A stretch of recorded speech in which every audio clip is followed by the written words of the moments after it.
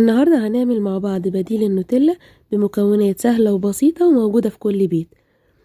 يلا نبدأ في الطريقة. هحط في الخلاط كوباية لبن، عليها كوباية سكر، ومعاها 5 معالق كبيرة كاكاو خام غير محلى، وهحط اختياري معلقتين قشطة بلدي كبار، بيعزز الطعم وبيخليها طعمها حلو جدا. وهحط معلقة صغيرة فانيليا. هضربهم كويس وهنزل الجوانب عشان اتأكد ان مفيش كاكاو في الاطراف.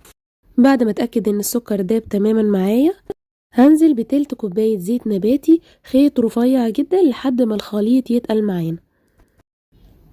هصب النوتيلا في الكوبايات وهسيبها تهدى شوية. هبص الاقي الخليط تقل معايا جدا وبقت زي الشوكولاتة السبريد بالظبط. كوباية السكر وكوباية اللبن طلعوا معايا الكمية دي. اتمنى تكون الطريقة عجبتكم وبألف هنا.